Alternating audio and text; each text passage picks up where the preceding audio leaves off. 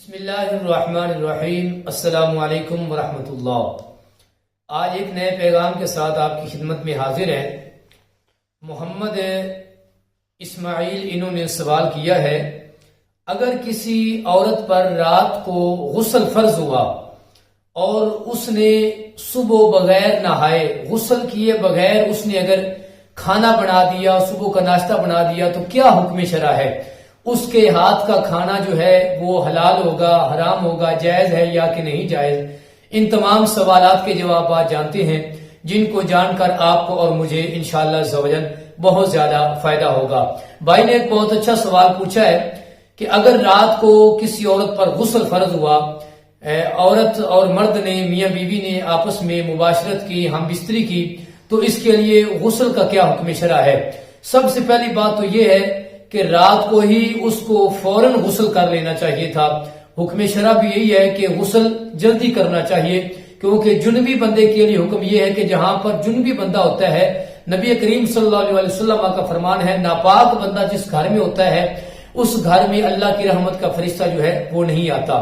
پہلا مسئلہ تو یہ ہے۔ اور دوسری بات یہ ہے کہ اگر وہ صبح تک بندہ اس لیے سویا رہے کہ اس کو یہ اندیشہ ہو یا اس کو یہ یقین ہو کہ میں نے صبح اٹھ کر کے نماز فجر غسل کر کے پڑھ لینی ہے، تو پھر تو وہ رات کو سو سکتا ہے۔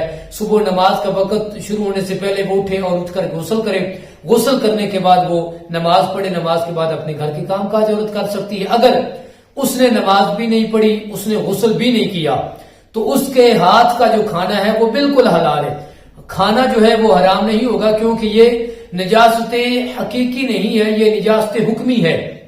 حقیقی نجاست جو ہے وہ ہوتی جو ظاہر ہو۔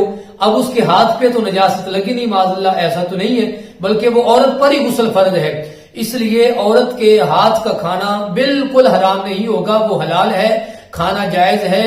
اور بلکہ اس نے جو نماز چھوڑی، اب رہا مسئلہ اس عورت کا کہ اس نے جو نماز چھوڑی ہے، اس نے فرض عین کو ترک کیا ہے، اس کے لیے وہ گناہگار ہوگی۔ البتہ اگرچہ کسی عورت نے نماز نہیں پڑھی تو اس کو پہلے اٹھ کر غسل کر کے نماز پڑھنی چاہیے تھی۔ اگر اس نے نماز نہیں پڑھی تو وہ گناہگار ہوگی۔ یہ ایک الگ موضوع ہے، یہ ایک الگ ٹاپک ہے۔ بہرکیف اس کے ہاتھ کا کھانا کھانا یہ بالکل جائز ہے، کھانا کسی صورت بھی حرام نہیں ہوگا، ہم وہ کھانا استعمال کر سکتے ہیں۔ اس کے بعد ماہ رمضان شریف کی آمد انشاءاللہ اس حوالے سے کچھ پیغامات احباب کی گوش گزار کیے جائیں گے، جن میں لوگوں کے بڑے بڑے سوالات ہوتے ہیں، روزہ کن چیزوں سے ٹوٹ جاتا ہے، کن چیزوں سے نہیں ٹوٹتا، نماز تراویح کے مسائل ہیں، نماز کے مسائل ہیں، روزے کے مسائل ہیں، انشاءاللہ وہ آپ کے انشاءاللہ گوش گزار کیے جائیں گے۔ ان تمام پیغامات کو سننے کے لیے اور جاننے کے لیے آپ ہمارے چینل کو ضرور وزٹ کیجئے۔ ملتے ہیں انشاءاللہ تعالی ایک نئے پیغام کے ساتھ۔ السلام علیکم ورحمۃ اللہ۔